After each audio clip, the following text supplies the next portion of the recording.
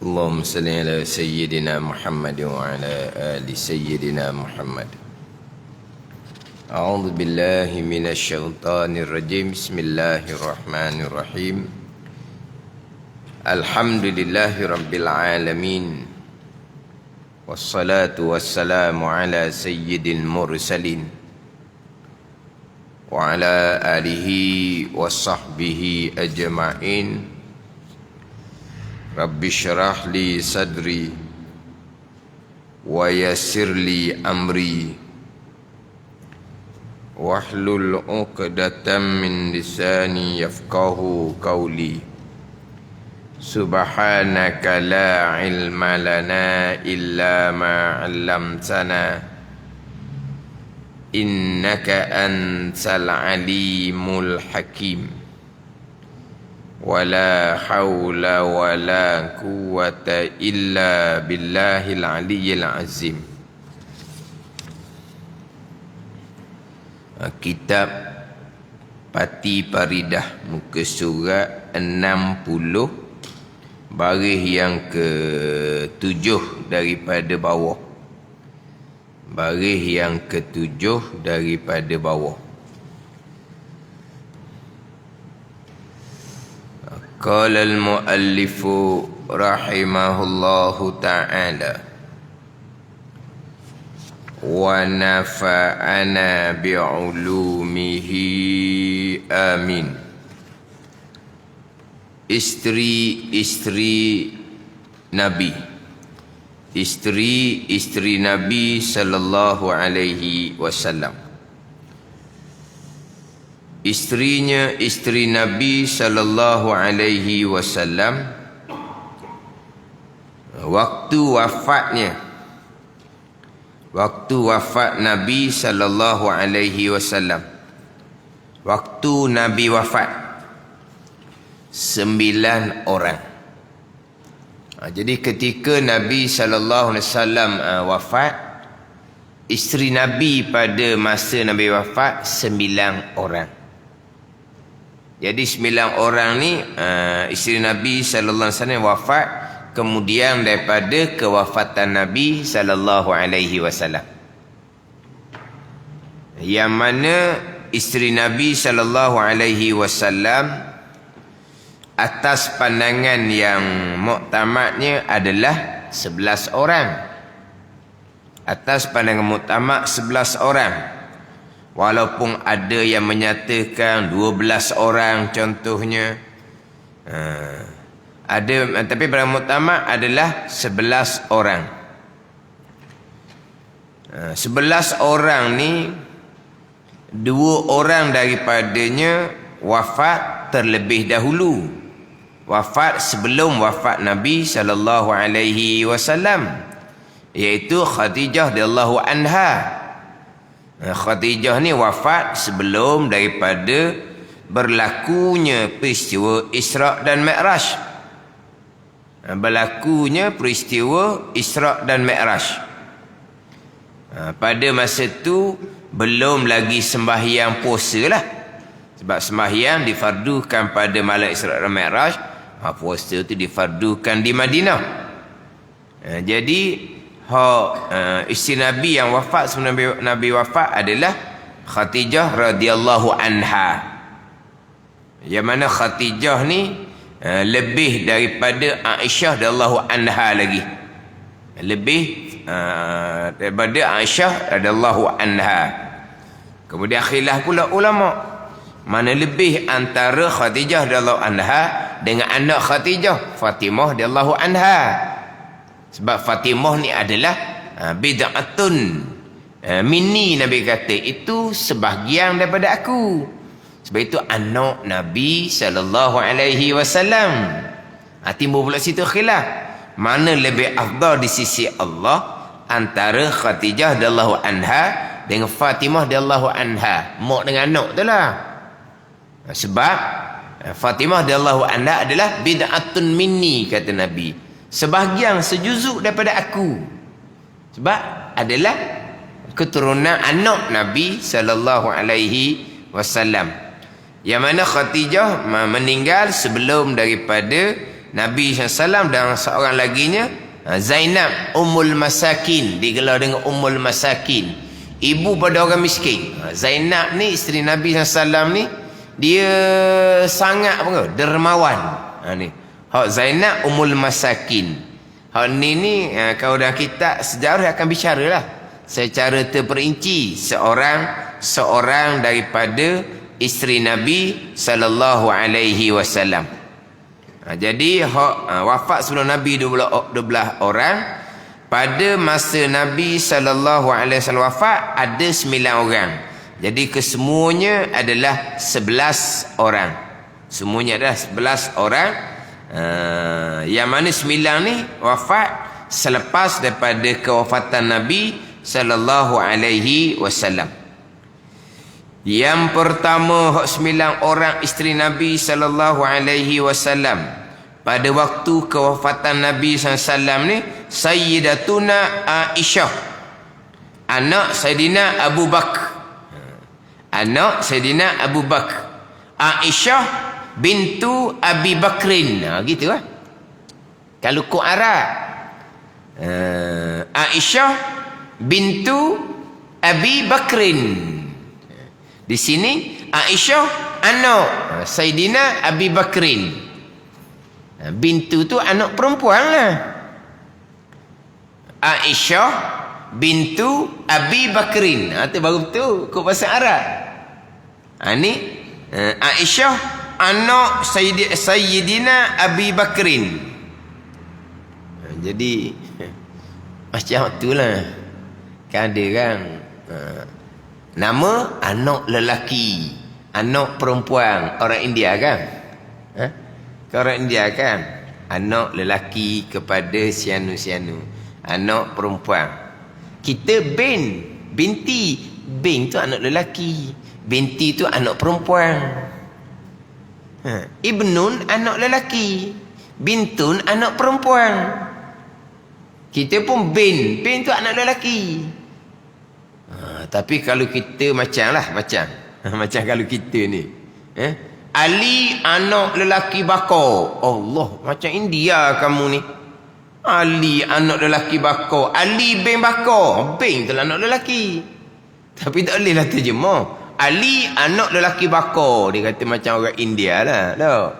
Dah betul lah. Macam sini ni, Sayyidatuna Aisyah tu anak Sayyidina Abu Bakar. Anak perempuan bagi Sayyidina Abi Bakar. Itu yang pertama. Saudah letak nombor 3. Saudah letak nombor 3. Yang kedua Sayyidatuna Hafsah, anak Sayyidina Umar. Hafsah bintu Umar. Hafsah anak Sayyidina Umar. Yang mana Hafsah ni berkahwin dengan Nabi sallallahu alaihi wasallam di Madinah dah. Di Madinah dah. Adapun Aisyah radhiyallahu anha itu berkahwin dengan Nabi di Mekah lagi. Di Mekah laginya. Cuma bersama dengan Nabi SAW tu di Madinah tahun yang pertama hijrah, masuk tahun yang kedua. Tapi berkahwin dengan Nabi itu di Mekah ketika umurnya 6 tahun. Umur 6 tahun berkahwin dengan Nabi sallallahu alaihi wasallam. Kemudian bersama dengan Nabi di Madinah tahun yang pertama, masuk tahun yang kedua hijrah, umur Aisyah 9 tahun. Maknanya pada masa wafatnya Nabi sallallahu alaihi wasallam, Aisyah umurnya 18 tahun. Aisyah radhiyallahu anha wafat umurnya 63 tahun. Aisyah radhiyallahu anha wafat, umur Aisyah 63 tahun. Masa Nabi sallallahu alaihi wasallam wafat, umur Aisyah radhiyallahu anha 18 tahun. Aisyah dia wafat, umur Aisyah tu sendiri. Kita maklumlah umur Nabi masa Nabi wafat 63. Umur Aisyah pun 63 ketika Aisyah radhiyallahu anha wafat. Jadi antara Aisyah dengan Hafsah ni, Aisyah lah dahulu sebab dia berkahwin Nabi di Mekah. Yang ketiga Sayyidatuna Saudah anak Zam'ah. Hak ni lah hak isteri Nabi sallallahu alaihi wasallam selepas daripada Khadijah radhiyallahu anha. Ini isteri Nabi yang kedua. Yang mana Saudah ni dia agak gemuk sedikit. Kemudian apabila Saudah ni tua, giliran Saudah diberi pada Aisyah radhiyallahu anha. Tapi isteri Nabi yang kedua adalah Saudah. Aisyah yang ketiga. Aisyah yang ketiga. Yang ni Saudah ni sebab Nabi SAW berkahwin Khadijah radhiyallahu anha. Sampai Khadijah wafat, Nabi tidak pernah berkahwin dengan perempuan lain. Selepas wafatnya Khadijah radhiyallahu anha, barulah Nabi berkahwin dengan Saudah, berkahwin dengan Aisyah lepas daripada itu. Jadi Saudah lah isteri Nabi SAW yang kedua. Aisyah isteri Nabi yang ketiga. Ini yang masyhur. Dan satu-satunya isteri Nabi SAW yang belum berkahwin ketika berkahwin dengan Nabi SAW. Hak Nabi berkahwin anak dara hanya Aisyah radhiyallahu anha seorang sahaja. Pandai ni. Hak lain tu semuanya pernah berkahwin sebelum berkahwin dengan Nabi sallallahu alaihi wasallam. Termasuk Khadijah radhiyallahu anha berkahwin dengan dua orang sebelum berkahwin dengan Nabi sallallahu alaihi wasallam. Jadi Saudah Aisyah berkahwin di Mekah. Hafsah hak nombor dua tu berkahwin di Madinah pada tahun yang kedua hijrah. Yang mana pada tahun yang kedua hijrah Nabi berkahwin dengan Zainab tu. Zainab Ummul Masakin tu lah. Zainab bintu Huzaimah. Nama Zainab tu Zainab bintu Huzaimah. Jadi digelar dengan Zainab Ummul Masakin, ibu kepada orang-orang miskin. Wafat sebelum kewafatan Nabi SAW. Hak dua orang tu lah. Sekarang isteri Nabi semua 11 orang. Hak dalam kitab ni isteri Nabi pada waktu Nabi wafat ada 9 orang. Jadi 9 ni semuanya wafat kemudian daripada Nabi SAW. Hak wafat sebelum Nabi 2 orang, Khadijah radhiyallahu anha dan Zainab bintu Huzaimah ni. Hak Zainab Ummul Masakin ni berkahwin dengan Nabi tahun yang kedua hijrah juga di Madinah. Sama dengan tahun berkahwin dengan Hafsah anak Sayyidina Umar radhiyallahu anhu. Yang mana Zainab bintu Huzaimah ni mati tahun yang keempat. Mana berkahwin dengan Nabi tahun yang kedua hijrah. Zainab bintu Huzaimah ataupun Zainab Ummul Masakin ni dia meninggal di Madinah tahun yang keempat. Jadi tahun yang kedua hijrah berkahwin dengan Hafsah dan berkahwin dengan Zainab bintu Huzaimah. Keempat Sayyidatuna Safiyah. Safiyah anak Huyayyin.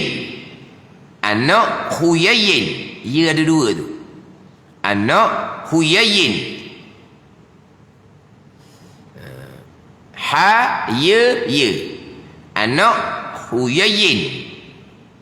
Keturunan Nabi Harun. Anak Huyayyin. Keturunan Nabi Harun. Anak Raja Khaybar. Safiyah ni anak Raja Khaybar yang berkahwin dengan Nabi sallallahu alaihi wasallam pada tahun yang ke-7 hijrah. Pada tahun yang ke-7 hijrah. Anak Raja Khaybar. Safiyah bintu Huyayyin. Keturunan Nabi Harun alaihi salam. Yang kelima Sayyidatuna Maimunah anak Al-Haris. Ini pun berkahwin dengan Nabi pada tahun yang ke-7 hijrah. Yang keenam Sayyidatuna Ramlah anak Abi Sufyan pun berkahwin dengan Nabi pada tahun yang ke-7 hijrah. Ramlah anak Abi Sufyan. Yang mana pada masa tu maklumlah Abu Sufyan ni kafir. Sebab Abu Sufyan ni dia masuk Islam selepas pembukaan kota Mekah. Lepas pembukaan kota kota Mekah. Jadi masa ni Abu Sufyan belum lagi masuk Islam. Yang mana Ramlah ni gelar sebagai Ummul Habibah. Kalau sebut kata Ummul Habibah, itu adalah Ramlah bintu Abi Sufyan. Ummul Habibah itu Ramlah. Jadi Abu Sufyan hak kafir pembesar Mekah tu adalah mertua Nabi sallallahu alaihi wasallam. Yang ketujuh, Sayyidatuna Hindun, anak Abi Umayyah. Ini berkahwin dengan Nabi pada tahun yang keempat Hijrah. Berkahwin dengan Nabi pada tahun yang keempat Hijrah. Hindun, anak Abi Umayyah. Yang ke-8, Sayyidatuna Zainab, anak Jahshin. Ini tahun yang berkahwin dengan Nabi pada tahun yang keempat, sama dengan Hindun, anak Abi Umayyah. Zainab bintu Jahshin, mati tahun yang keempat Hijrah. Zainab bintu Huzaimah. Ini Zainab bintu Jahshin, iaitu sepupu Nabi sallallahu alaihi wasallam. Sepupu Nabi sallallahu alaihi wasallam, yang asalnya adalah isteri kepada Zaid bin Harithah, anak angkat Nabi sallallahu alaihi wasallam. Dia Zainab binti Jahshin ni adik-beradik dia berkahwin dengan Abdul Rahman bin Auf. Adik-beradik Zainab bintu Jahshin lah tu, berkahwin dengan Abdul Rahman bin Auf. Lepas tu seorang laginya berkahwin dengan Khawarij syurga tu. Dia ada 10 sahabat di syurga. Dia 3 beradik tu. Yang mana ketiga-tiga beradik ni lah yang ada darah istihadah. Jadi Zainab bintu Jahshin ni satu-satunya isteri Nabi yang ada darah istihadah. Jadi 3 beradik, termasuk isteri Abdul Rahman bin Auf, dan seorang lagi tu, nama apa sahabat yang wajib syurga 10 orang tu. Isterinya adik-beradik kepada Zainab bintu Jahshin. Yang mana ketiga-tiga beradik ni ada darah istihadah. Jadi satu-satunya isteri Nabi yang ada darah istihadah adalah Zainab binti Jahshin. Dia ada darah istihadah. Yang mana ibu Zainab binti Jahshin ni adik-beradik dengan ibu Nabi sallallahu alaihi wasallam. Adik-beradik dengan ibu Nabi sallallahu alaihi wasallam. Jadi sepupu Nabi sallallahu alaihi wasallam, Zainab binti Jahshin.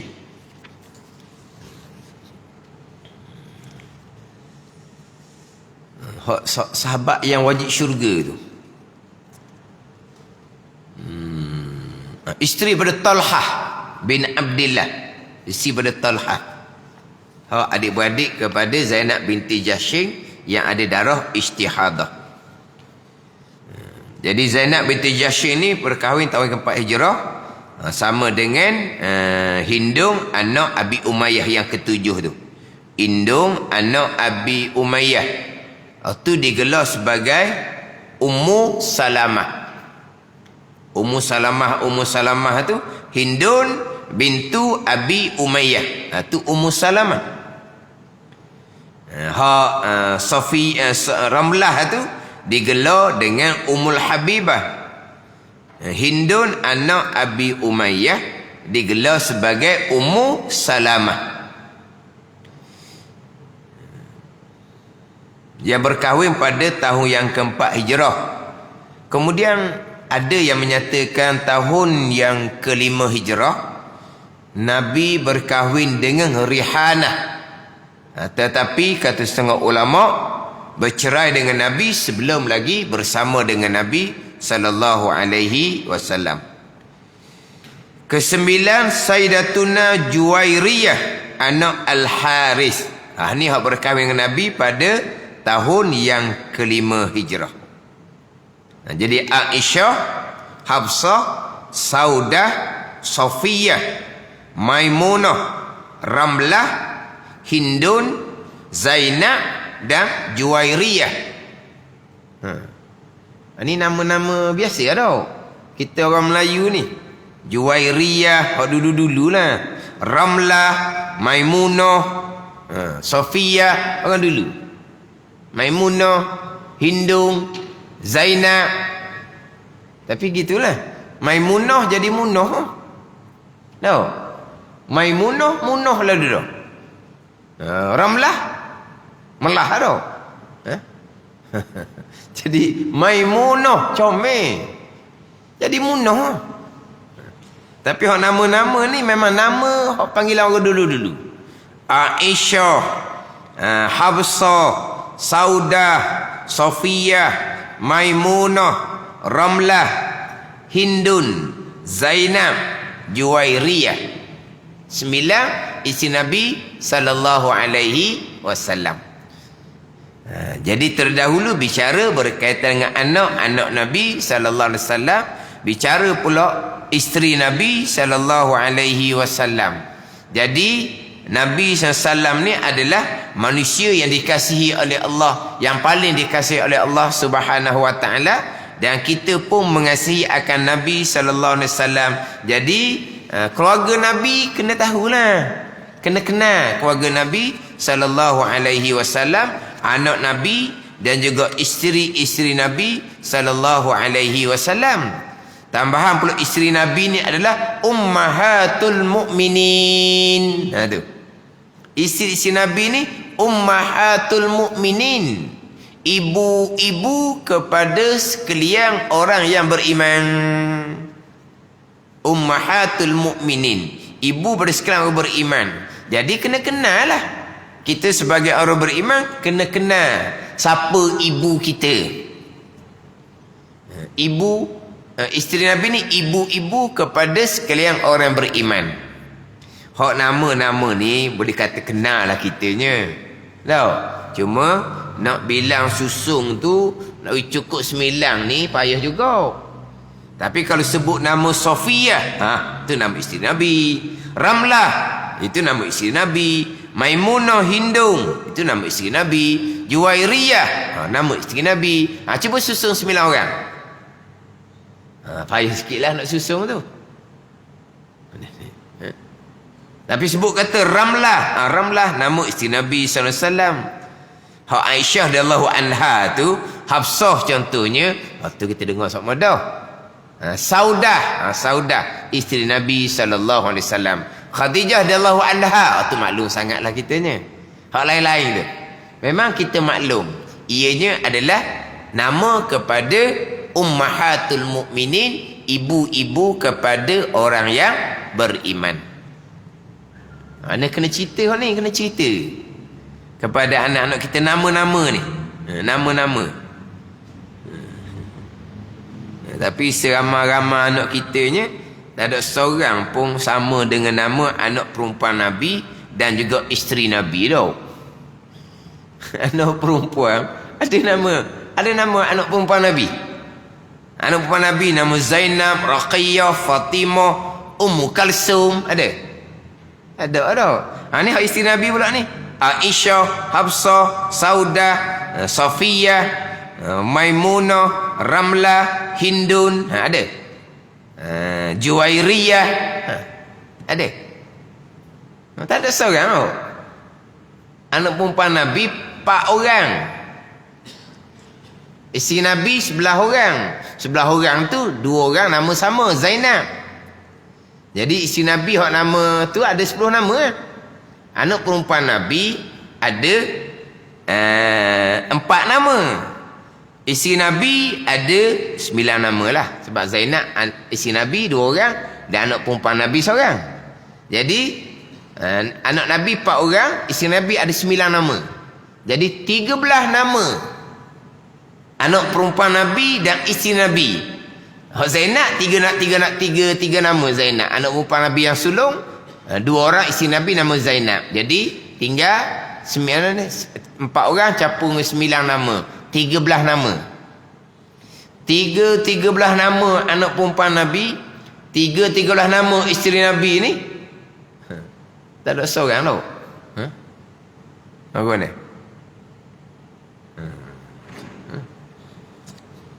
Dok, kita ni kadang-kadang kurang didedahkan. Hak biasa kitanya, kalau anak perempuan Nabi kat Fatimah lah. Fatimah je. Orang kita dah Zainab anak Nabi, mungkin ada orang tak tahu. Ummu Kalsum bukan hak penyanyi tu, hak Mesir tau ke apa? Bukan Ummu Kalsum. Apa tu hak masyhur Mesir zaman dulu lah, hak penyanyi. Mungkin tak tahu Ummu Kalsum tu nama anak perempuan Nabi Raqiyah. Kita Ruqiyah. Ruqiyah ni cerita Piramli tau. Tapi makna kita ni Fatimah je. Lepas tu kalau isteri Nabi Khadijah radhiyallahu anha dengan Aisyah radhiyallahu anha, 2 dia. Hak kita memang ni masyhur lah, tak ada orang tak kenal. Hafsah anak kepada Sayyidina Umar tu. Tu mungkin lah. Hak lain. Saudah ke, Safiyah ke. Kalau tidak didedahkan, tak perasan tu. Ramlah, Maimunah, Hindun, itu semua nama pada isteri-isteri Nabi sallallahu alaihi wasallam, ummahatul mukminin, ibu-ibu kepada sekalian orang yang beriman. Ni bicara bab anak Nabi, kemudian bicara bab isteri Nabi sallallahu alaihi wasallam. Sebab dalam kitab Pati Paridah ni dia akan pergi kepada pembicaraan berkaitan dengan hari kesudahan. Tapi sebelum masuk bicara bab hari kesudahan ni, dia bicara dulu hak perkara-perkara yang tambahan-tambahan lah. Ini tambahan belaka ni. Pembicaraan bab keturunan Nabi SAW, anak Nabi si Nabi. Dia akan bicara pula berkaitan dengan pelihara kuliah yang 6. Lepas tu dia bicara berkaitan dengan murtad. Murtad sebab 3 perkara. Kemudian bicara berkaitan dengan taubah. Bicara berkaitan dengan taubah. Walaupun tak panjang mana, tapi dia bicara berkaitan dengan taubah. Lepas habis bicara taubah, barulah bicara bab kematian. Bicara bab mati. Bila bicara bab mati inilah barulah pergi kepada persoalan munkar dan nakir, sampai kepada bicara neraka dan syurga. Di akhir dengan bicara syurga, maka habis kitab. Jadi sekarang ni dia nak masuk kepada nanti pembicaraan hak rukun iman yang terakhir, iaitu rukun iman yang kelima, beriman dengan hari kesudahan. Yang mana kita ni rukun iman yang terakhir, rukun iman yang keenam, qada dan qadar. Qada dan qadar itu sudah bicara pada rukun iman yang pertama, beriman dengan Allah Subhanahu wa taala, dan bicara sifat 20-nya, qudrah, iradah dan ilmu. Itu bicara hak rukun iman yang keenam. Yang mana ada riwayat hadis Nabi sallallahu alaihi wasallam hak berkaitan dengan iman, Nabi hanya datangkan 5 rukun. Antu'mina billah wa malaikatihi wa kutubihi wa rusulihi wal yaumil akhir. Itu ya, 5 rukun iman. Beriman dengan Allah, beriman dengan malaikat, beriman dengan kitab, beriman dengan rasul, dan beriman dengan hari kesudahan. Itu 5 rukun iman. Ada dalam hadis. Tapi janganlah pula orang tanya kita, rukun iman ada berapa? 5. Ngelim kepala. Bertukar dengan rukun Islam kamu ni. 5 tu rukun Islam. Ada? Memang ada hadis. Iman tu 5 je, bukan 6. Tapi kalau jawab 5, memang orang akan anggap kita ni tukar dengan rukun Islam yang 5 perkara. Rukun iman 5. Siap budak ni. Rukun iman tak boleh nak beza dengan rukun Islam. Betul. Rukun iman 5 perkara. Riwayat hadis. Bukan 6. Dan yang ke-6 qada dan qadar sudah masuk di rukun iman yang pertama. Sebab qada qadar tu kudrah iradah ilmu. Kudrah iradah ilmu bicara sifat 20 masuk di bawah beriman dengan Allah Subhanahu wa taala. Jadi qada qadar lepas dah bicara, jadi di hujung kitab Pati Parian akan bicara berkaitan dengan rukun iman yang terakhir, itu rukun iman yang kelima, beriman dengan hari kesudahan. Pelihara hukuman Allah. Pelihara hukuman Allah. Pelihara hukum hakam daripada Allah Subhanahu wa taala. Pelihara, kalau hukum tu wajib, wajib kita pelihara. Kalau hukum tu sunat, sunat kita pelihara. Mana pelihara hukuman Allah? Yang wajib dikerjakan, hukum Allah yang haram ditinggalkan. Itu maksud pelihara hukuman Allah. Pelihara akan sekalian hukum hakam Allah Subhanahu wa taala. Wajib atas tiap-tiap wajib di atas mukallaf. Wajib di atas mukallaf. Mukallaf ni orang yang ditaklifkan syarak, orang yang diberati syarak. Diberatilah. Diberati pada buat, diberati pada tinggal. Diberati pada buat 2, wajib dan sunat. Diberati pada tinggal 2, haram dan makruh, atau taklif. Taklif berat. Ni berat pada buat, ni berat pada tinggal. Siapa yang ditaklifkan ini berat? Orang yang baligh serta berakal. Orang baligh serta berakal. Kanak-kanak tak ada taklif, tak ada kewajipan. Kanak-kanak tak ada syarak berarti pada buat, syarak berarti pada dia, tak ada. Kalau yang belum baligh, tak ada kata yang belum baligh ni wajib sembahyang, tak ada. Yang wajib, yang ditaklifkan, yang diwajibkan atas ibu bapa, latih anak bersembahyang. Tu bukan taklif atas anak. Anak tak ada berarti syarak sebab dia belum baligh. Yang mana anak 7 tahun ke atas, hak perintah-perintah wajib kita kena berhati atas mereka. 7-8 tahun kita wajib dah kena suruh tutup aurah. Kena kira wajib atas kita suruh tutup aurah. Anak perempuan lah terutamanya. Anak lelaki mudah je, anak perempuan. Anak lelaki jangan pergi pakai kain pendek dah. Tak boleh pakai kain pendek dah. Bila umur 7 tahun ke atas, ni hukum atas ibu bapa. Taklif hukum tak kena atas budak. Taklif hukum berarti hukum kena atas ibu bapa. Macam mana ibu bapa dahulu? Siapa ada jahannam? Bukan lelaki pakai kain pendek, perempuan pakai skirt atas daripada lutut. Bukan gitu? Atau panggil generasi apa tu? Panggil generasi apa? Dia jahannam. Memanglah lelaki tu pakai seluar pendek. Budak perempuan pakai skirt. Skirt atas dia lutut, bukan bawah dia lutut. Mana peha sepen lah. Pandai peha sepen. Bukan lutut sepen. Kita panggil lutut sepen tau. Pada sepen. Hak lutut terbuka tu lah sepen orang panggil. Bukan lutut sepen. Peha sepen. Umur 6 tahun. 6 tahun umur 12 tahun dah umur. 12 tahun dah umur. Zaman dulu betul, kalau menengah lo pendek lagi. Tu saya tak sempat lah. Kalau dia jahannam lo pendek, masa saya tu jahannam lo pendek lagi. Dia jahannam budak perempuan pakai skirt atas dia lutut lagi. 4 tahun sayanya. Tapi kalau menengah tu pakai lo panjang dah lah. Kalau dulu benar, kalau menengah pakai lo pendek lagi orang lelaki tau. Kau kena? Mana ji? Dah budak puang tingkatan 1 pakai macam mana? Masa budak lelaki pakai seluar pendek, kalau menengok, budak perempuan pakai macam mana? pakai skirt bawah dulu tu? Ke pakai kain labuh? Sekarang kalau mendengar budak lelaki pakai kalau pendek lagi zaman dulu. Budak perempuan hak tak kalau mendengar ni, skirt atas dia lutut ke skirt bawah dia lutut?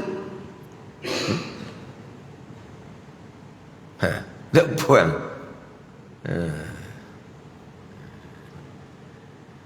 Dia jahannam pakai skirt lagi zaman dulu lah.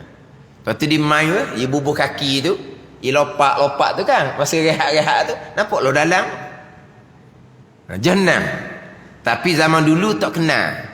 Zaman dulu tak kenal. Dia tak erti. Lelaki perempuan tak erti dia punya perbezaan tu, tak erti. Ada ni. Zaman sekarang jangan main. Hak cerita-cerita cikgu disiplin, kalau rendah berzina dah. Zaman dulu tak kerti, tak kenal, tak tahu beza. Kalau telanjang pun tak ada peduli masa tu. Jadi macam tak ada pengembangan. Di Jahannam tu macam kalau mandi sungai tu boleh telanjang lagi lah. Mandi sungai boleh telanjang lagi. Mana kalau naik atas jambatan tu sebelum terjun balik dalam sungai tu, bogeh lah Jahannam. Dia naik atas jambatan, lepas tu terjun lah. Budak dulu lah, budak sekarang tak kerti main sungai. Telanjang lagi jauh 5 jauh 6 pun zaman dulu lah. Dia macam mana tak kerti. Jadi bab hukum agama pun kurang masa itu. Budak tak ada hukum. Kita bicara taklif syarak mukallaf ni, orang ditaklifkan syarak orang balik. Budak tak ada hukum, tapi mak ayah berkewajipan. 7 tahun tengah tutup aurah dah. Ada tutup aurah dah. Dah pendek tak boleh pakai dah. Dalam rumah je. Kita ni kena kenal aurah. Aurah dalam rumah sesama mahram antara pusat dan lutut. Antara pusat dan lutut dalam rumah sesama mahram ni. Sesama lelaki-lelaki, perempuan-perempuan, pusat dan lutut. Di dalam rumah ni sama-sama mahram ni. Satu jantina, berlainan jantina, sama je aurah dia antara pusat dan lutut. Ni kadang-kadang orang yang bilik mandinya satu. Mana bilik mandi dapur, lepas tu kos ramai-ramai. Orang sekarang ni kadang-kadang di bilik mandi dalam bilik masing-masing. Tu sesama masalah lah. Hak bilik mandi satu dapur. Terkadang dalam rumah, keluar rumah pergi berjalan, aurah ditutup molek.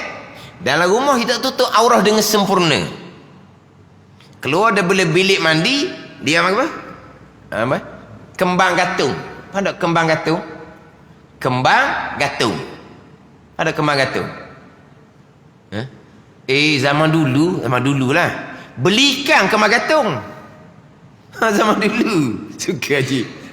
Zaman sekarang dia tak? Orang belikan kembang gatung. Zaman dulu belikan kembang gatung. Sekarang ni orang kembang gatung atas petah. Sekarang ni orang kembang gatung atas petah. Kata petah tu kembang gatung tadi atas petah telanjang tu. Orang sama dulu memang belikan kembang gatung. Jadi sekarang ni kalau dia beli mandi kembang gatung. Kembang gatung ni aurah itu tutup sempurna ke tak? Itu tutup sebelah atas yang bukan aurah. Peha-peha terbuka itu haram.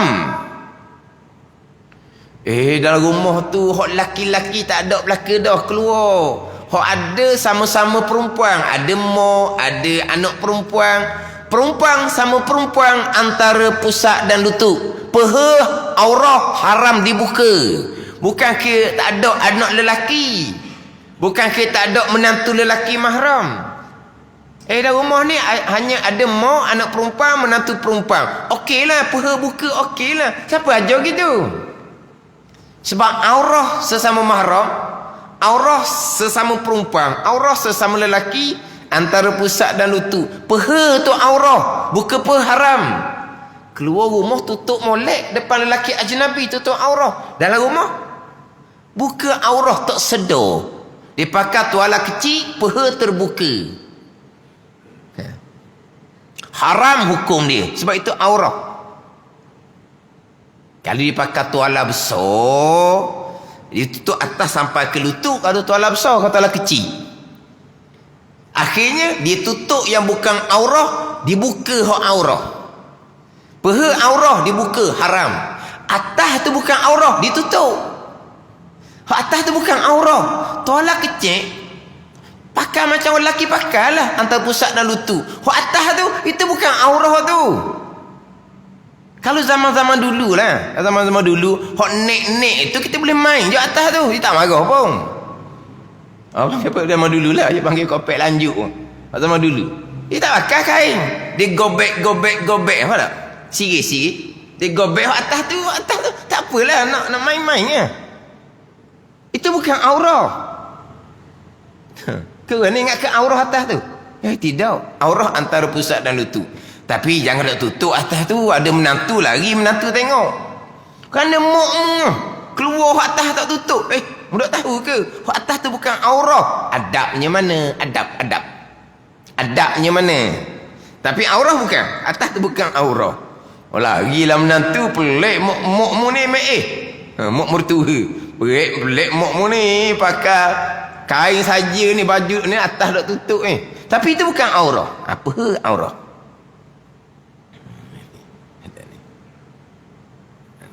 Tak kena aurah kita ni kadang-kadang.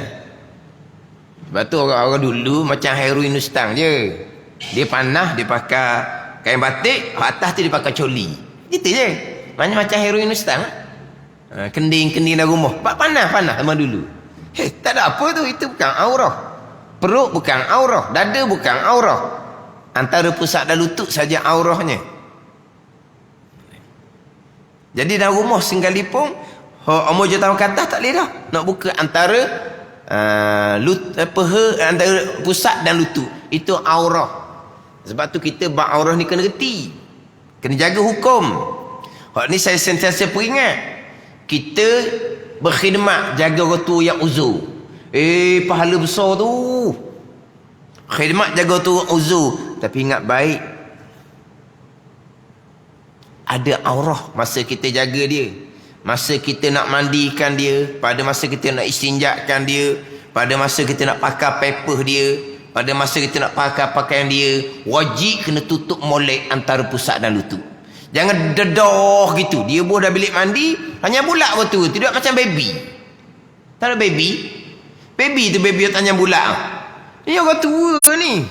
Aurah tu adalah apa? Aurah tu adalah maruah dia. Itu maruah orang tua kita. Dia letak dalam bilik mandi tu, dia letak telanjang je. Tak apa, dia kata mak puan buat, ayah hak laki buat. Mak ni hak puan buat, hak laki buat ke, sama je aurah dia antara pusat dan lutut. Ayah ni hak anak laki buat ke, anak perempuan buat ke, sama je aurah antara pusat dan lutut, tak ada beza. Cuma kalau mak hak puan buat, kurang sikit kekok. Ayah hak laki buat, kurang sikit kekok. Tu je, aurah dia sama. Bukan bila mak anak perempuan buat, menantu perempuan boleh telanjang. Dah kena ambil kain bakai apa tutup antara pusat dan lutut. Nak istinja wajib kena berlapik, kena pakai sarung tangan. Bukan geli ni. Allah, kamu masa kamu budak, mak kamu basuh berak tak pakai sarung tangan. Kamu basuh berak mak pakai sarung tangan, tidak boleh sentuh kawasan aurah tanpa berlapik. Wajib kena pakai sarung tangan. Bukan masalah geli kepada tahi, bukan. Sebab itu kawasan aurah masa nak istinja, nak basuh berak tu. Ni hukum akan kena jaga. Khidmat kepada orang yang uzur, pahala yang sangat besar. Ada dia. Itu ganjaran syurga. Tapi kena jaga hukum hakam. Memang agak sulit sikit. Masa nak pakai pamper, payahlah. Kena tutup. Ambil kain batik lepas ke, tuala besar ke.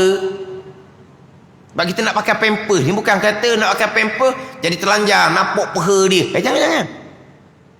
Ni kadang-kadang pakai pamper depan orang ramai-ramai. Duk tengok pakai pamper. Anak pun tengok, cucu pun tengok, nampak peha. Bukan gitu. Kita ingat orang tua tu tak ada aurah. Aurah tu satu maruah yang besar kepada mereka. Orang tu tak kata apa dah, dia senyap je. Ni kita hak khidmat jaga hukum boleh. Ada orang dia buat macam bebas gitu je, macam tak ada hukum, macam tak ada aurah. Payah nak buat kerja, nak pasak, nak pakai paper. Payah kalau kita dak buka gitu. Kena usahakanlah. Memang payah sikit. Sebab kita nak tutup kain tu, baru nak pasak paper, memang payah sikit. Tapi wajib kena buat seumpama tu. Terbuka, tu bukan sengaja. Tutup segera. Masa kita nak pakai paper tu kan, mari-mari tu terbuka. Tutup segera, tak berdosa tu sebab kita bukan sengaja. Kita tutup dah tapi pusing punya.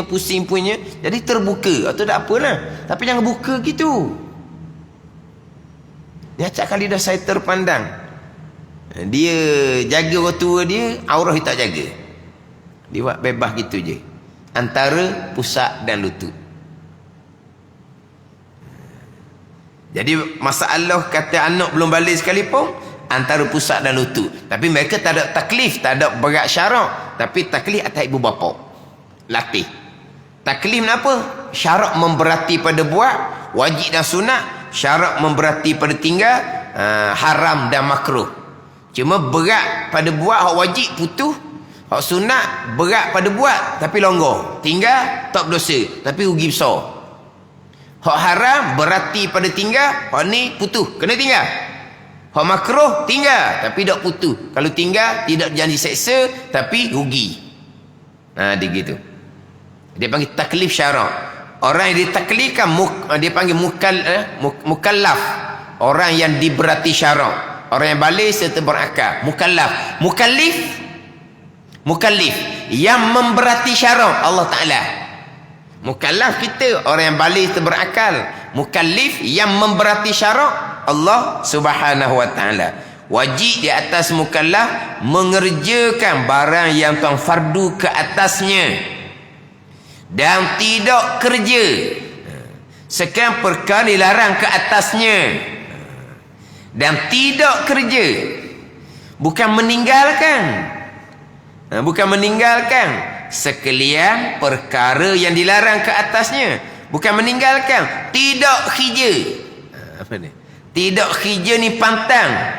Hak ni lebih tinggi daripada meninggalkan. Sebab tidak kerja pantang ni tak buat daripada awal. Meninggalkan sekalian perkara dilarang ke atasnya. Meninggal ni memberi waham bahawa dahulu buat, sekarang tinggal. Itu ayat kita. Kalau sebut kata meninggalkan sekalian barat perkara yang dilarang ke atasnya, meninggal. Mana apa? Dulu buat mula-mula ada, sekarang sudah tinggal. Dia faham dia gitu. Bawa sangkaan begitulah. Tidak kerja, mana apa? Pantang, tak buat daripada awal-awal. Perkara yang dilarang ke atasnya, ke atas mukallaf. Itu ayat kita. Kita biasanya mengerjakan suruhan, meninggalkan larangan. Meninggalkan larangan. Ni tak ni. Tidak kerja sekalian perkara yang dilarang ke atas. Ini dia panggil pelihara hukum-hukum hakam Allah Subhanahu wa taala. Dan wajib di atasnya, di atas mukallaf, menyuruh dengan berbuat baik. Suruh perkara ma'ruf, perkara yang baik, dan menegah daripada perkara yang jahat. Perkara yang jahat, perkara yang mungkar. Perkara yang jahat, tegah. Mungkar ni tiap-tiap perkara yang menyalahi hukum syarak. Mungkar ni tiap-tiap perkara yang menyalahi hukum syarak. Itu perkara jahat, perkara mungkar. Wajib atas mukallaf menyuruh dengan berbuat baik dan menegah daripada pekerjaan yang jahat. Faham tak ni? Ini umum lah, kita kata umum. Hak dalam keluarga sebagai ibu bapa tu tanggungjawab. Tapi kalau anak sudah membesar hidup sendiri, ni kewajipan ni. Suruh ma'ruf. Menegah daripada perkara jahat, perkara mungkar. Kena suruh ma'ruf. Apa ma'rufnya? Wajib belajar fardu ain contohnya. Suruh mereka. Menegah daripada perkara jahat, perkara mungkar. Antara kemungkaran adalah jahil fardu ain. Kita peringat, jangan kamu mengekali diri kamu dah kena jahil fardu ain. Sebab mereka sudah hidup sendiri, bukan duduk bersama kita lagi. Kewajipan suruh makruf kekal. Kewajipan Tegah daripada perkara jahat tu kekal. Wajib atas mukallaf. Cuba tengok sikit di hujung kitab ni. Walau kejahatan seperti ia kerja pun. Walau kejahatan yang wajib mukallaf ni tegah, seperti ia kerja pun. Padahal ia kerja pun, dia buat juga. Mana ni? Dan wajib ia tegah. Orang bercuri. Orang mencuri lah. Dan wajib ia tegah orang bercuri walaupun ia sendiri tengah bercuri sekalipun. Curi dua orang, mu jangan curi. Dia nak bahang di seorang. Kau nak kira. Sekarang ni wajib cegah perkara mungkar, perkara jahat. Sekalipun kejahatan tu seperti ia kerja pun, dia buat juga. Tapi tetap wajib cegah. Dan wajib ia tegah orang bercuri. Kalau kata berjudi, jabah tak? Bercuri, walau ia seseorang sendiri sedang bercuri sekalipun, tetap wajib kena dicegah kawan dia daripada mencuri. Maksud apa tu? Kalau dia tidak cegah, dia ada dua dosa. Pertama, dosa kerana mencuri. Yang kedua, dosa kerana tidak mencegah kawannya daripada mencuri. Sama-sama minum arak. Jangan minum arak kamu. Dia tengah mabuk. Orang pun tengok, dia mabuk berat daripada orang lagi. Dia nak cegah kawan dia daripada minum arak. Wajib tetap wajib. Wajib tetap wajib. Kalau dia tak cegah kawan dia minum arak, dia minum arak dosa besar. Dia tidak cegah kawan dia minum arak, dosa juga. Dua dosa lah panggil. Tapi tak berkesan lah. Berkesan tak berkesan itu perkara yang kedua. Tapi kewajipan tetap wajib. Ada ni. Contoh-contoh. Dianya aurah tidak tutup dengan sempurna. Dia pergi nasihat kawan dia, tutup aurah. Orang pun tengok, dia tudung tak pakai, nak bicara orang pakai tudung. Itu satu kewajipan yang lain. Dia pakai tudung, satu kewajipan yang lain. Dia suruh makruh, satu kewajipan yang lain. Dia cegah mungkar, satu kewajipan yang lain. Tetapi kalaulah perkara yang kita nasihat, kita tak buat, perkara yang kita cegah, kita buat sendiri, memang tak ada orang peduli kita. Tapi hukum tetap. Wajib suruh perkara baik walaupun dia tak buat. Wajib cegah perkara mungkar walaupun dia sedang buat. Itu hukum. Hak saya mengajinya, dia sedang berzina, dia kena cegah orang daripada berzina. Seumpama dia. Payahlah jadinya. Orang tak akan terima. Ini cerita hak umum kot luar ni. Sama telah kita sebagai ibu bapa. Kadang-kadang ibu bapa tu sendiri semayang bang tak lekat, tapi anak dia tekan suruh semayang. Itu satu kewajipan. Anak akan patuh mula-mula. Dan anak besar, mak ayah pun semayang tak berapa cukup. Hidup sibuk ke kita? Kalau tak semayang dia marah. Itu tanggungjawab. Bukan hanya hukum ni. Hukum wajib suruh makruh. Satu laginya, tanggungjawab ibu bapa. Ini suruh makruh ni lebih umum. Ibu bapa satu tanggungjawab yang asing pula. Dia berkewajipan pastikan anak dia mengerjakan kewajipan. Pastikan anak dia semayang. Wajib. Tapi dianya tak semayang. Tetap kewajipan dia, tanggungjawab dia. Tapi tak berkesan lah. Sebab tekan semayang, dia tak semayang. Suruh anak tutup aurah, mak lah. Nak ke mana pakai tudung, mak pun tak pakai tudung misalnya. Jadi payah nak turun. Tapi kewajipan tetap kewajipan. Kewajipan tetap kewajipan. Walaupun mak ayah tu jahil, dia tetap berkewajipan pastikan anak dia belajar agama. Atau anak dia kelas agama. Tapi mak ayah jahil, itu dosa lain. Dia atau anak dia tempat belajar agama, lepas satu kewajipan. Dan dia belajar kedak, dia tak belajar, dosa lain.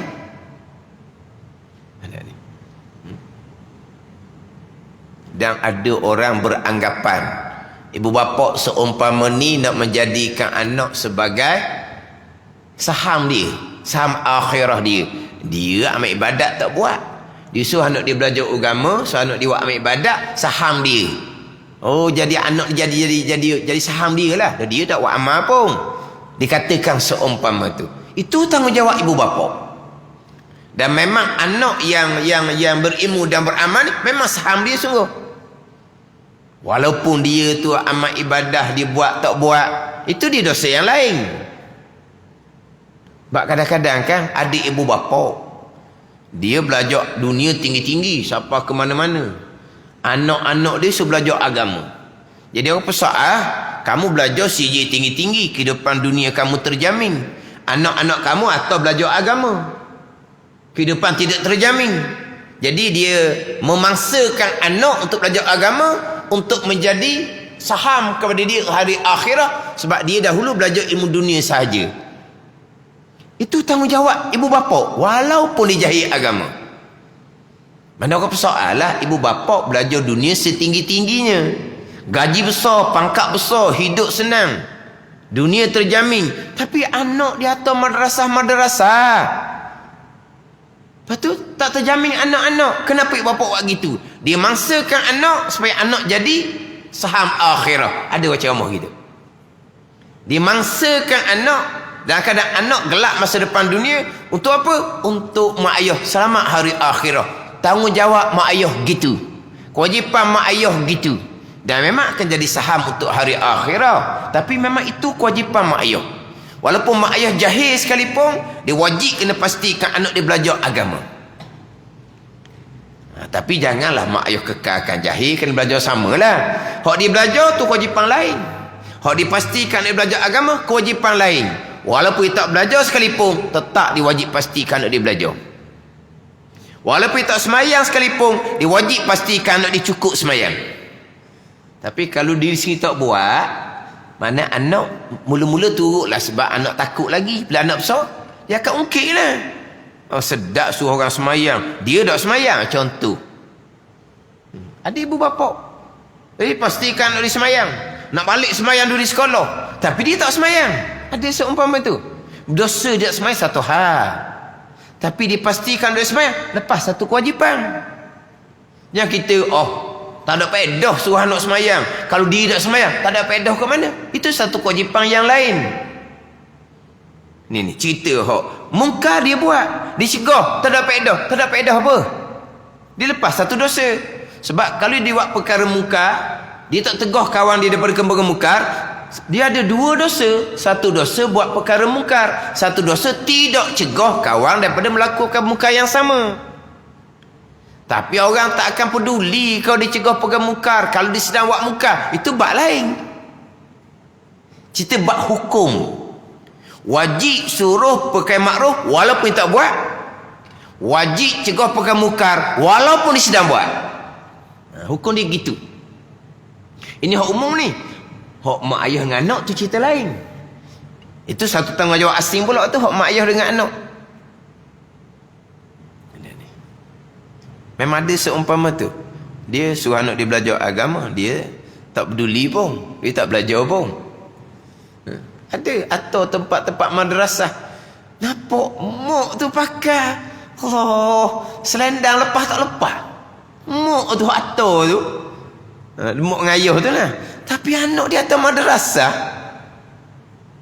muk tu aurah tutup tak sempurna. Biasa orang tua, orang kata biarlah tak jadi macam kita. Dia kata kena bertaubat lah. Anak ngaji agama dah, tunjuk contoh baik lah. Itu permulaan. Mungkin daripada kerana dia hantar anak dia belajar agama, dia pun jadi dah tengok anak ni balik rumah baik apa semua. Lepas tu terbuka hati gitulah. Tapi jangan kita katalah pula tak ada faedah mak ayah gitu. Dia hidup keduniaan, anak belajar agama, tak ada faedah apa. Dia satu kewajipan dia tak tunaikan, tapi dia pastikan dia belajar agama, tertunai satu kewajipan yang lain. Sebab terkadang ibu bapa ni dia sedar dia ni Tak comel, tak baik, tak berjuru, tapi nak pastikan nak jadi baik. Gitu lah. Nak pastikan nak jadi baik. Dia jauh dari agama, dia nak pastikan nak dia jangan awak macam dia. Ada berapa seumpama tu, dan memang itu tanggungjawab dia. Itu memang tanggungjawab dia. Wajib suruh perkara baik walaupun dia tak buat. Wajib cegah perkara mungkar walaupun dia sedang buat perkara mungkar yang sama. Itu hukum cara umum lah. Ibu bapa itu satu tanggungjawab yang besar yang lain pula. Sebagai ibu bapa. Hak kewajipan pelihara hukum agama Allah Subhanahu wa taala dan menegur daripada pekerjaan jahat walau kejahatan seperti ia kerja kampung dia buat benda sama. Dan wajib ia tegah orang bercuri walaupun ia sendiri setengah bercuri sekalipun. Bercuri, mencuri tu lah. Lagi bercuri. Jangan bercuri berdosa besar. Oh, mentang-mentang nampak boleh hasil banyak, nak bahang seorang gitu.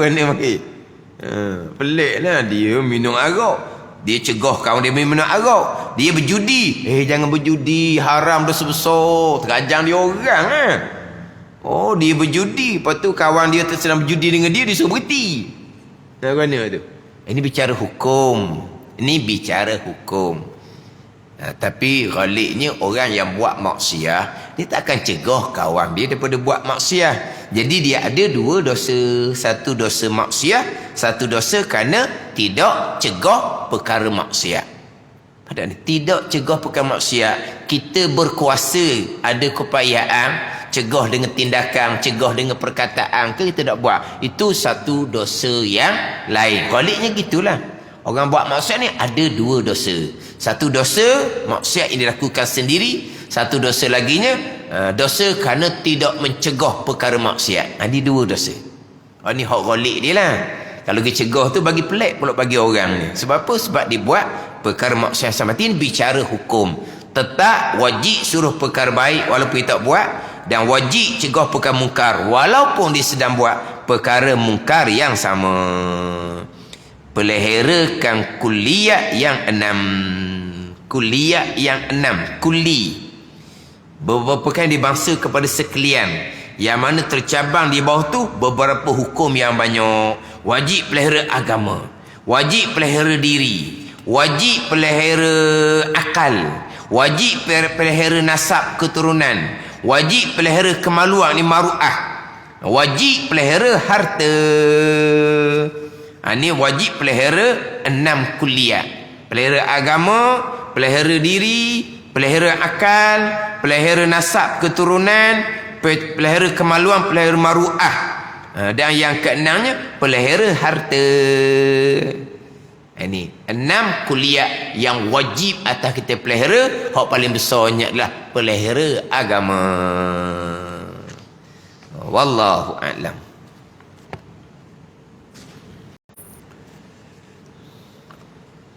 Jadi kitab Fatih Faridah ni selain daripada bicara ke-6 rukun iman, dia punya tambahan dia tu. Tambahan dia tu tak ada dalam kitab lain tu. Tambahan dia. Kitab Fatih Faridah ni dia khulasah daripada kitab Faridatul Faraid. Ini kitab Hidayatus Salikin muka surat 17. Surat 17 baris yang ketiga daripada bawah. Baris ketiga daripada bawah.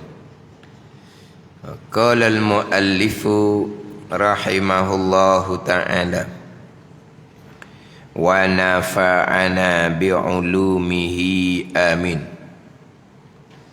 Kedua, membasuh muka seperti barang yang telah terdahulu sebutnya itu. Ketiga, membasuh kedua tangan serta kedua siku seperti yang tersebut dahulu itu. Hak ni hak dalam hak nipis. Hak tebal, nak tebal kena tambah. Hak tebal tak cukup, tak tebal tu. Dia hak tebalnya dia tak ada. Yang kedua tu dia tak ada. Kita undur sedikit yang kita baca minggu lepas. Dan tempat niat itu dipesertakan dengan permulaan dia basuh muka. Sama dalam tebal. dengan permulaan daripada membasuh muka seperti yang telah terdahulu sebutnya itu. Tengah tu dia kena tambah. Dan tempat niat itu dipersertakan dengan permulaan daripada membasuh muka. Kok titik situ. Titik situ. Kemudian kena tambah kedua, membasuh muka seperti yang telah terdahulu sebutnya itu. Ni hot tebal tu dia kena tambah. Kedua, membasuh muka, 3 perkataan. Barulah sambung seperti yang telah terdahulu sebutnya itu. Ketiga, membasuh kedua tangan. Jadi hot tebal tu tak ada 3 perkataan.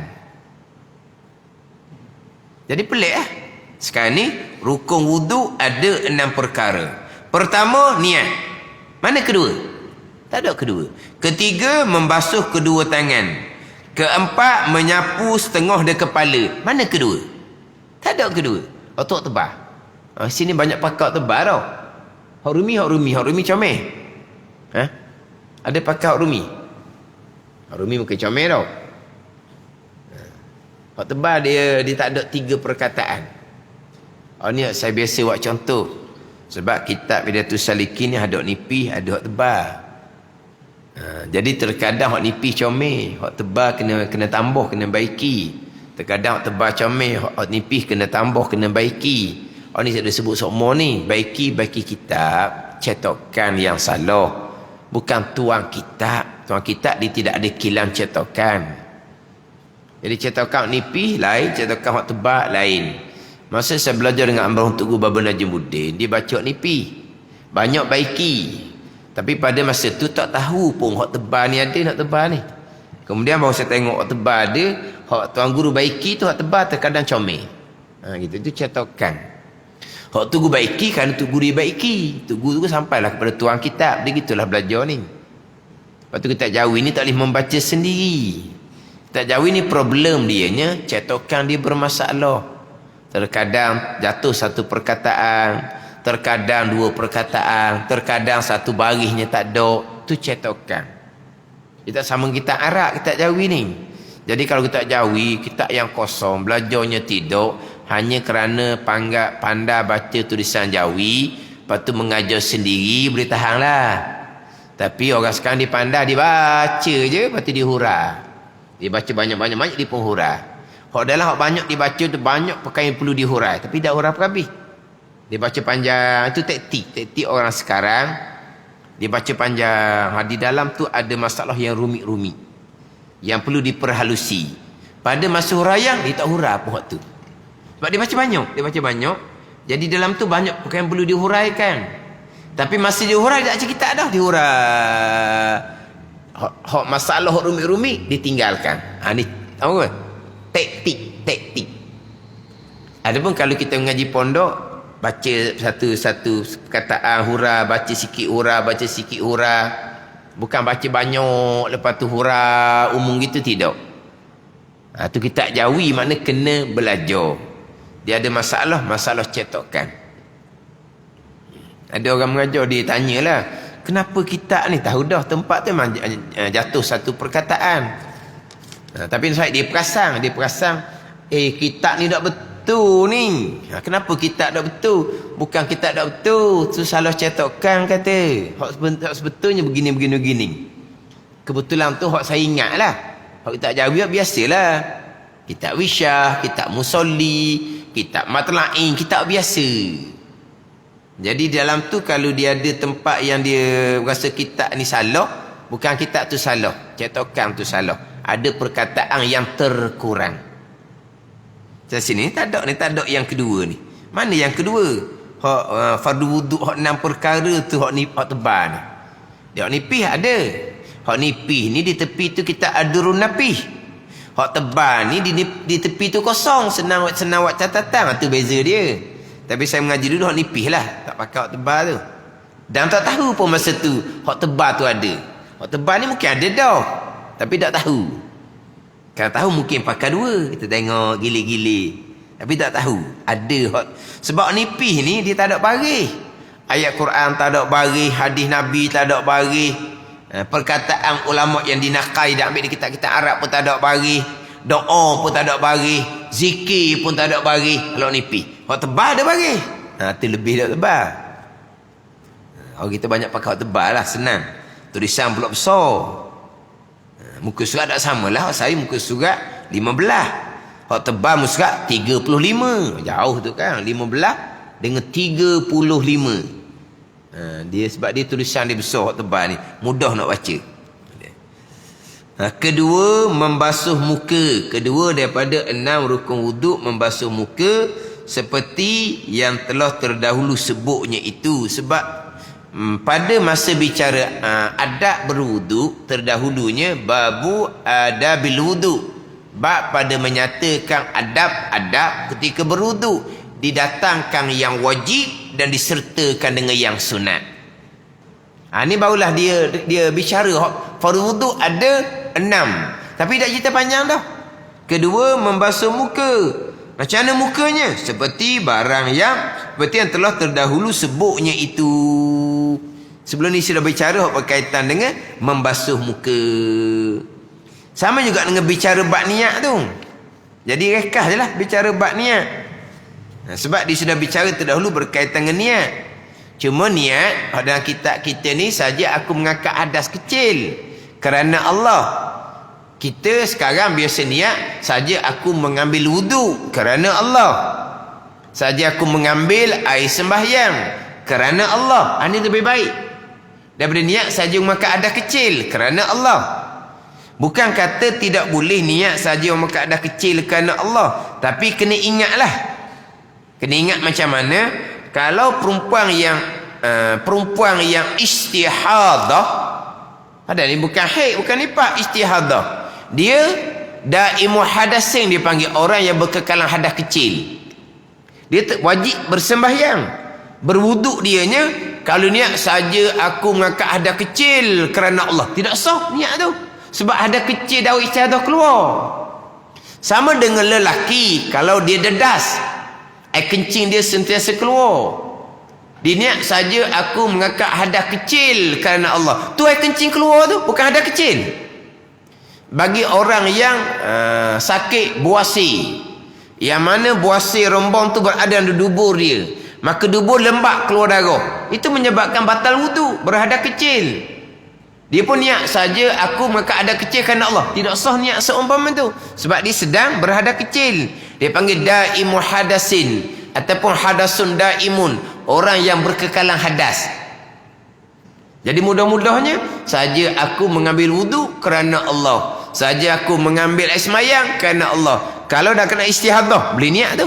Dalam keadaan dedas boleh niat seumpama tu. Dalam keadaan keluar darah buasi kat dubur pun boleh niat seumpama tu. Tapi orang tua kita banyak niat saja aku mengangkat hadas kecil kerana Allah. Boleh, tapi kena ingat, kalau perempuan sedang istihadah jangan niat seumpama tu. Kalau orang sedang dedah, air kencing sentiasa keluar. Dedah ni bukan kencing lambat puah. Kencing lambat puah tak panggil dedah. Pada dia dedah ni dia kencing sentiasa keluar. Dia berlari ke dia apa, kencing sentiasa keluar, itu dedas. Ni kena belajarlah pulaknya. Dia berwuduk wajib kena tunggu masuk waktu. Dalam mazhab Syafi'i satu wuduk satu fardu saja. Sembahyang sunat banyak boleh, pegang Quran boleh. Tapi untuk sembahyang untuk fardu yang lain dia kena ambil wuduk baru. Sebab orang dedah ni, orang istihadah, orang dedah, orang buasi ni satu wuduk satu fardu saja. Atau bab wuduk niat. Kalau niat saja aku mengangkat hadas kecil kerana Allah, tidak sah. Sebab hadas kecil dia sentiasa keluar. Jadi mudah cerita orang-orang sekarang, budak-budak sekarang kalau tanya, dia tak reti niat mengangkat hadas kecil. Dia niat saja aku mengambil wuduk kerana Allah, itu lebih senang. Ada ni. Itu lebih senang lah. Kalau nak ajar niat saja mengangkat hadas kecil boleh, tapi kena tambah sikit ilmu tu. Kena peringat. Niat hadas kecil ni tengoklah. Kalau ada penyakit, dedah, contohnya istihadah, contohnya tak boleh dah niat seumpama tu. Satu laginya, kalaulah kalau dia memperbaharukan wuduk, Yang mana wuduk yang telah digunakan sunat perbaharukan. Sunat dipanggil tajdidul wuduk, memperbaharukan wuduk. Ni amalan yang orang kita tak berapa amal ni. Sunat di awal Islam, Tuhan perintah iza kumta ila solah faghsilu wujuhakum. Bila seseorang hendak mendirikan semayang, maka hendaklah membasuh muka, membasuh tangan sampai ke siku, menyapu kepala dan basuh kaki sampai ke buku lali. Jadi bila nak sembahyang di awal Islam, nak sembahyang kena ambil wuduk, nak sembahyang kena ambil wuduk, walaupun wuduk tu dahulu belum batal. Itu di awal Islam. Ada ni di awal Islam, wuduk yang kita gunakan untuk sembahyang tu, nak sembahyang lain wuduk pula, nak sembahyang lain wuduk pula.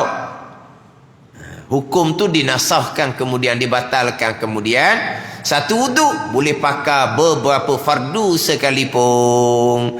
Hukum untuk satu fardu tinggal kepada tayamum. Tayamum sebagai pengganti wuduk kekal hukum wuduk asal. Satu tayamum, satu fardu. Asalnya satu wuduk, satu fardu. Hukum tu dibatalkan. Wuduk boleh pakai beberapa fardu selagi belum berhadas, selagi belum batal wuduk. Tapi tayamum pengganti wuduk dikekalkan. Satu tayamum, satu fardu saja. Ini mazhab Syafi'i. Ada ni. Jadi kita wuduk yang telah kita gunakan, kita nak sembahyang lain, sunat kita perbaharukan wuduk. Tapi ini jarang diamalkan. Sunat perbaharukan wuduk dipanggil nur ala nur, cahaya atas cahaya. Wuduk yang pertama masih lagi ada bercahaya. Wuduk pula yang kedua, nur ala nur, cahaya atas cahaya. Hak Nabi sabdanya, man tawaddaa ala tuhrin falau asyru hasanat. Siapa yang berwuduk dan kan dia masih lagi bersuci, wuduk masih lagi ada, dia berwuduk yang baru, maka dapat 10 kebajikan. Dipanggil apa? Perbaharukan wuduk yang telah digunakan untuk semayang. Wuduk tu semayang garik dah. Maghrib semayang, isyak belum lagi berhadas, wuduk masih lagi ada, disunatkan ambil wuduk baru. Kita nak cerita ni, hak tajdid wuduk, memperbaharukan yang hukumnya sunat ni, tidak boleh niat saja aku mengangkat hadas kecil, sebab belum lagi berhadas kecil. Belum lagi berhadas kecil lah kan. Kalau berhadas kecil tak panggil memperbaharukan wuduk, itu wuduk tak ada dah asal, wuduk semula lah tunya. Sekarang ni wuduk yang pertama belum lagi batal, tapi wuduk tu sembahyang fardu maghrib dah, dan sembahyang isyak disunatkan ambil wuduk baru. Ada ni. Atau Nabi kata man tawadda ala tuhrin, siapa yang berwuduk angkat dia masih lagi suci, wuduk yang pertama masih lagi belum batal, baginya 10 kebajikan.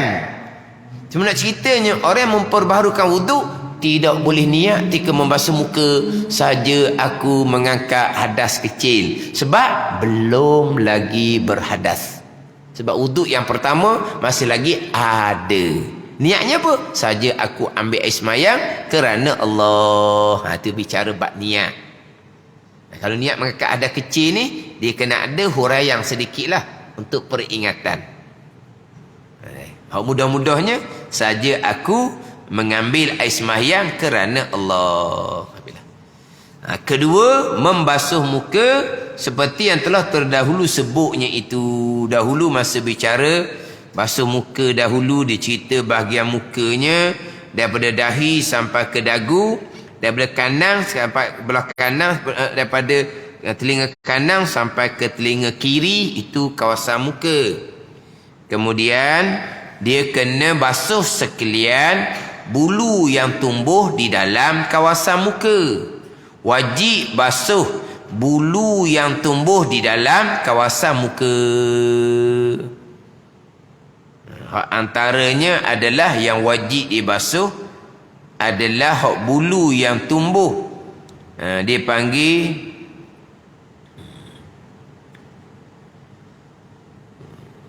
di sini dia ada bicara tali tudung dahulu. Tapi tali tudung dalam kitab ni pergi kepada jambang, hak telinga sampai ke janggut. Satu laginya tali tudungnya adalah hak ni, side beng. Hak tu kena jaga molek tu. Ketika membasuh muka tu kena jaga molek. Ini memang saya sentiasa peringat. Saibeng wajib kena basuh. Yang mana orang perempuan ketika berwuduk, dia saibengnya memang saibeng ni duduk di dalam telekung. Jadi untuk berwuduk wajib keluar. Ni. Jambang dia panggil arik. Arik ni perempuan tak ada. Perempuan tak ada jambang. Ada ni. Tapi jambang ni panggil tali tudung juga dalam kitab. Hak jambang ni senang orang lelaki. Sebab orang lelaki memang dia akan basuh. Ni. Kalau jambang ni tebal, dia tak wajib sampai ke dalam. Kalau jambang ni nipis, dia wajib sampai ke dalam. Atau tak ada isu mana hak jambang ni. Jambang tak ada jambang. Ji sungguh ni, bukan Ji Terengganu. Hak Ji Terengganu tempat qada hajat. Bagaimana nak pergi jambang? Tu Ji Terengganu. Hak ni jambang betul, ni Ji betul ni. Ni. Kita panggil apa? Bau. Dah bau panggil dah. Ni tak ada masalah. Sebab ni memang duduk di pipi. Memang muka. Ni saibeng ni. Dia atas ni. Hak ni izar. Yang ni izar. Hak bawah ni arid. Hak ni. Ni kita bulatkan muka kita sampai ke telinga. Ni. Ni mana ni? Ni muka lah ni. Orang perempuan ada ni. Dia panggil apa? Dia panggil saibeng. Ni saibeng ni ada. Saibeng ni panjang ni. Orang perempuan bubuh belakang. Dia nak akan telekung ni bubuh belakang. Faham tak ni? Ada tu tau. Belakang pun ada tau. Ada tak belakang? Ada belakang. Ni tak hidup. Ni tak hidup. Tu je hidup. Mana puan di belakang lah. Jadi sekarang ni dia muka ni bulat. Saibeng ni masuk bahagian muka ke bahagian kepala. Bahagian muka ni wajib kena basuh. Awak ni kepala, awak atas ni kepala, awak atas ni. Ni tak apa ni. Yang mana perempuan saibeng dia panjang, dia akan bubuh ke belakang. Untuk pakai tudung dia bubuh belakang. Masa berwuduk wajib awak keluar ni, wajib. Kalau tak keluar ni, sorak tak keluar, tak sah wuduk, tak sah semayang, tak sah tawaf. Ada.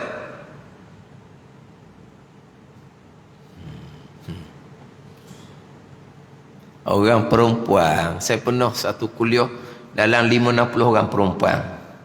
Tanya bab saibeng ni. Seorang je. Ramai-ramai tu, Ustaz saibeng ni kena buat keluar Ustaz, sebab ni muka bukan kepala. Lepas tu orang lain. Apa kan kepala tu kan? Ni kepala ke muka saibeng ni? Muka. Tapi dia capung rambut kepala. Di buh belakang. Pakai telekung tu kan? Di buh belakang. Dia capung rambut kepala. Tapi itu bukan rambut kepala. Ini rambut muka. Ini bulu muka. Kelepor lah orang perempuan. Tak sah wuduk. Tak sah tawah. Tawah tu rukun haji. Tak sah haji lah.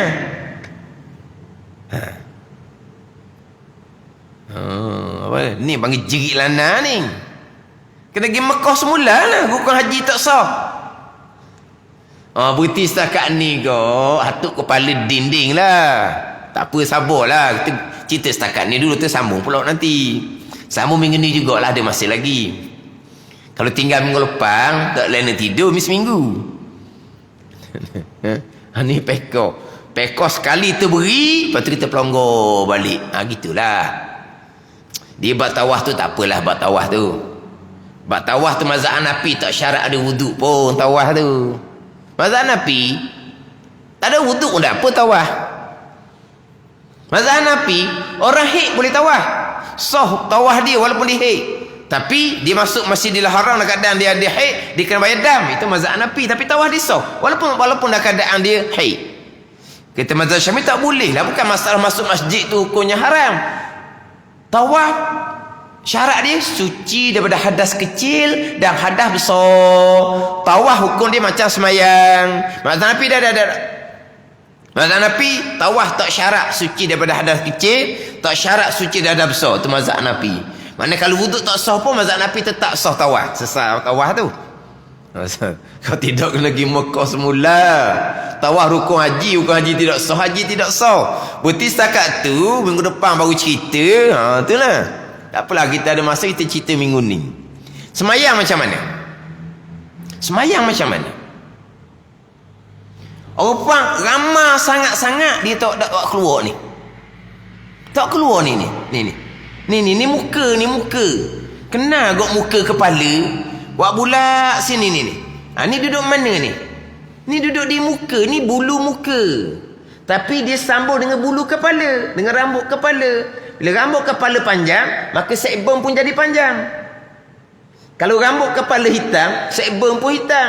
Kalau rambut kepala putih, sekbon pun putih. Jadi dia semabur. Dia ingat kau ni rambut kepala. Walau ianya adalah bulu muka. Sorak je tak basuh bulu muka ni, tak sah wudu. Dia sama je, bulu sekbon, bulu kening ke, bulu misar ke, bulu janggut ke, sama. Bulu yang tumbuh dalam kawasan muka. Sama je, hitam sama hitam. Kalau putih sama putih. Cuma bezanya, sekbon ni dia capur, disambung. Bukan capur, disambung. Belah atas ni rambut kepala. Belah bawah ni bulu muka, disambung. Dan orang perempuan pakai tudung, mesti dia akan bubuh ke belakang. Tak ada orang pakai tudung, sekbon jolo. Panggil jolo tau. Jolo. Apa panggil? Jolo. Terjutai ke panggil? Jolo bawah tak ada, dia mesti buah belakang. Masa beruduk, wajib buat keluar ni. Setengah orang perempuan, dia kerat. Dia kerat. Rambut dia panjang sampai ke belakang, sekbon dia kerat.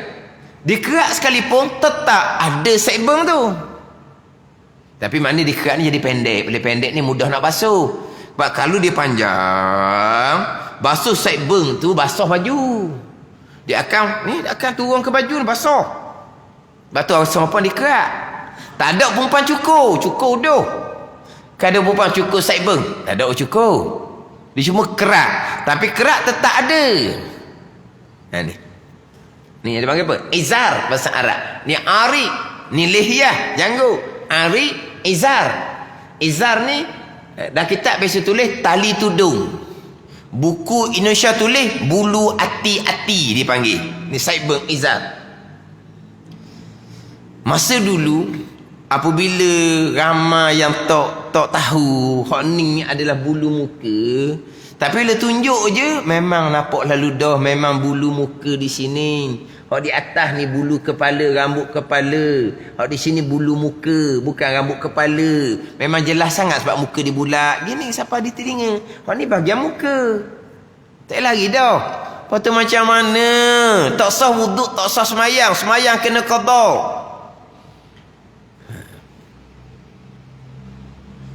Orang lelaki belajar, balik tanya isteri di rumah, tak keluar belaka. Kata penyakit berat. Masa tu almarhum Tugu saya masa lagi ada, almarhum Baba Najibuddin Kerandang. Saya pergi menopon dok. Masalah ni Baba, sekbon ni macam mana? Baba kata dimaafkan. Atas orang jahil. Jahil itu berdosa. Tapi dimaafkan semayang dia sah, tak perlu qada. Sebut kata dimaafkan tu saya pun pakai ya, tak tanya kitab, tak tanya apa. Tak tanya kitab. Sebab apa? Apabila dimaafkan ni rasa macam selesai. Pada ni selesai lah, tak apalah. Kalau tidak berat nak kena qada tu, daripada amal balik sampai ke umur tua. Puluh-puluh tahun nak kena qada sebab wuduk tidak sah. Sebab apa? Tak kena bulu muka. Jahilnya. Di antara alasan tubuhnya ialah dia kata zaman dulu mengaji perempuan dalam tabir. Orang mengajar sekbon wajib kena basuh. Sekbon wajib kena basuh. Perempuan tak nampak. Ni harus sebut ni. Tapi saya tak nak tunjuk sebab muka tak ada ni. Kena tahu panjang sini bawa senang buat contoh tu. Panjang sini. Rambut cukur sini tinggal. Biar boleh tunjuk sekbon biar berpanjang gini. Orang tengok pelik tu. Atas cukur, sini ada. Nak tunjuk contoh perempuan. Panjang, memang panjang. Rambut panjang, memang panjang sekbon ni. Mana jahilnya, tak boleh nak beza bulu kepala dengan bulu muka. Tak boleh nak beza mana. Jahil itu berdosa. Tapi mujur tu kata dimaafkan. Oh, kalau tidak kok, banyak mana semayang nak kena qada. Ramai sangat-sangat orang perempuan sekbon dia tidak basuh. Dia duduk belakang dia pun basuh muka. Lepas tu macam mana ni? Bulu tumbuh dalam muka ni macam mana? Duduk belakang. Sorak je tak basuh, tak sah wudu. Sebab sekalian orak bulu dalam kawasan muka, wajib kena basuh belaka. Mana? Pergi pondok cari tu guru sebab apa? Apa ni? Beratlah ni, berat. Ini berkait dengan sah ke tidak semayang. Tawah tak apalah, boleh pakai mazhab Hanafi. Hak semayang nak semayang ni. Kan? Tu kata kena belajar bab wudu. Jangan buat cakap mudah. Allah, bab wudu je. Dak reti-reti tu. Dak kenal kawasan muka, mana rambut kepala belah atas, mana bulu muka belah bawah. Dak kenal sangat-sangat, jahil akan kawasan muka, bulu saibeng, izar ni, saibeng ni, tali tudung ni adalah bulu muka, bukan rambut kepala. Wajib kena basuh sekalian bulu yang tumbuh di dalam kawasan muka. Ketiga, membasuh kedua tangan serta kedua siku seperti yang tersebut dahulu itu. Pun bicara dah berkaitan dengan basuh tangan sampai ke siku. Wallahu a'lam. Bismillahirrahmanirrahim. Alhamdulillahirabbil alamin. Wassalatu wassalamu ala sayyidil mursalin wa ala alihi wa sahbihi ajma'in. Allahumma iftah alaina futuhal arifin. Allahumma allimna ilma akdamin wa fahimna famas sabiqin warzuqna ruqat talibin. Allahumma zidna ilman wa alhiqna bis salihin. Wa sallallahu ala sayyidina Muhammad wa ala alihi wa sahbihi wa sallam. Walhamdulillahi rabbil alamin.